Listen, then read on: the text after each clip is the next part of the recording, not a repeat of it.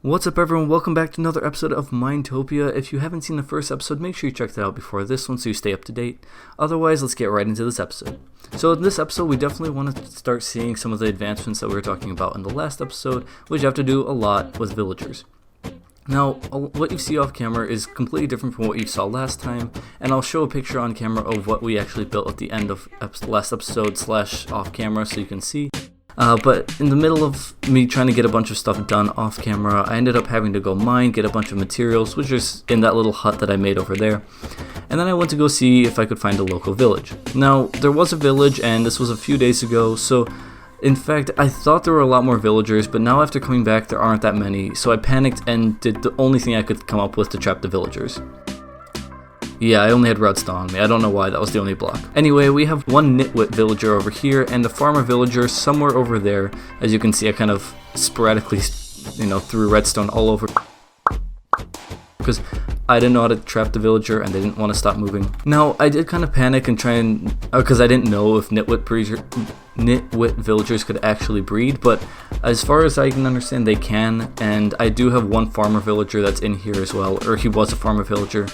And so we're definitely going to transport those villagers all the way over here, somewhere over there in this plains area. We're going to make a little hut for them, and we're going to start breeding these villagers so we can get some awesome traits. We're going to have to make a little cobblestone hut for them so they don't end up dying, and that way we'll be able to breed them all over here. Okay, that should be good enough. I mean, if I remember correctly, the main thing that we need is a bunch of doors and some food.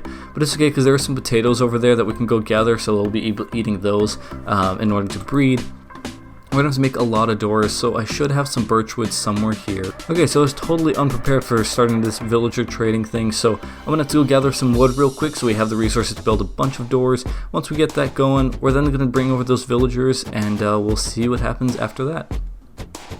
Okay, so we ended up gathering a little bit of logs and some planks from this local tree forest thing behind us over here. It's actually a really, really nice biome. I think this is like my favorite type of biome. We have, plains is amazing because you're always surrounded by a bunch of other things that are always really helpful for you. Like the woodlands is over there. We have a mountain biome over there with spruce in the back over there. And it's just really great, not to mention the village that we have right next to us. We're going to go place all these doors down and immediately start getting those minecarts in order to start bringing those villagers over, and we're just going to put them in here and see what happens.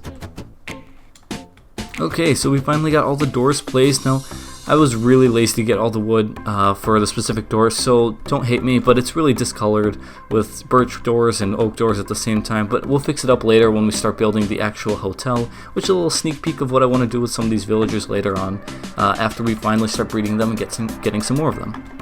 In the meantime, I've got 2 minecarts and 45 rails, so we're going to have to make do with what we have, and we're going to have to try and bring over each villager one at a time and put them inside that little hut thing that we've built so far for them.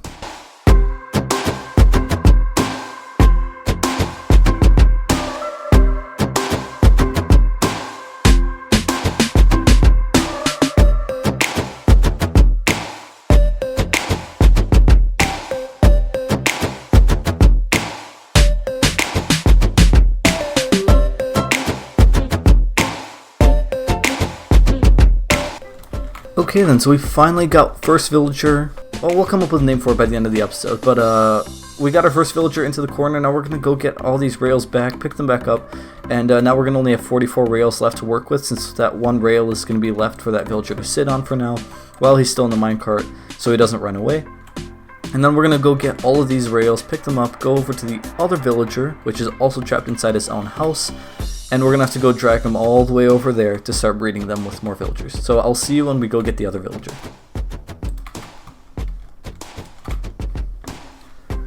Okay then, after much awaited time, we finally got our second villager brought all the way over here into our little door hut thing, whatever you want to call this. And I'm also out of food now. This took so much time. It wasn't too bad, it was just really tedious doing this with only 45 rails. I used to do this with like 200 plus rails, but it was a little bit more difficult to do this on our limited resources. That being said, we finally got these villagers here, so I'm gonna bring a little roof on top of this thing, or make a little roof, get some of the potatoes from over there, and I will see you in a moment so we can actually start breeding these villagers.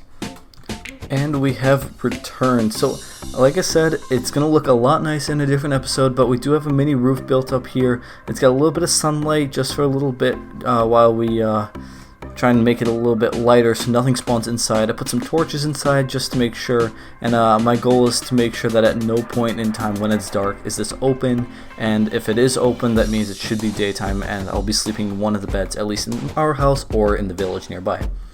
Now, we didn't have exactly many potatoes. I only rounded up about 5 of them, so instead I went and made a bunch of bread. In the next episode, or off camera, we'll make a bunch of farms as well, so it'll be a lot easier that way for us to end up getting enough food and resources to end up like breeding our villages. But in the meantime, I'm going to toss all this bread to this villager right there, and hopefully he picks it up. We're going to have to block in our villagers in a moment. We're going to go get another minecart right now, so we can actually take out the villager immediately after they breed.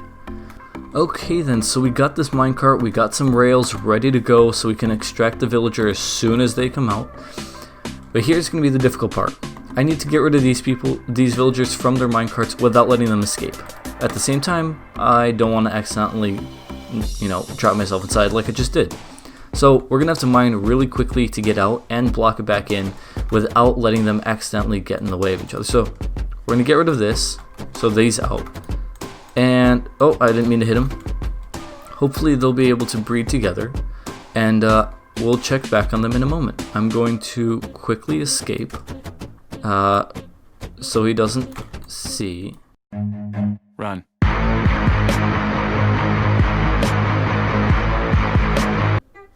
Okay, so we ended up chasing down the villager. We got him back in the minecart.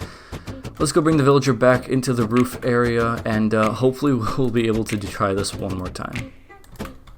Alrighty, we are back. This time we got the villagers safe and sound into this little area. We're gonna have to sacrifice that minecart down there. I had to bring them all the way from up here, but hopefully we end up getting them to breed. I think there are enough doors, but we'll see what ends up happening.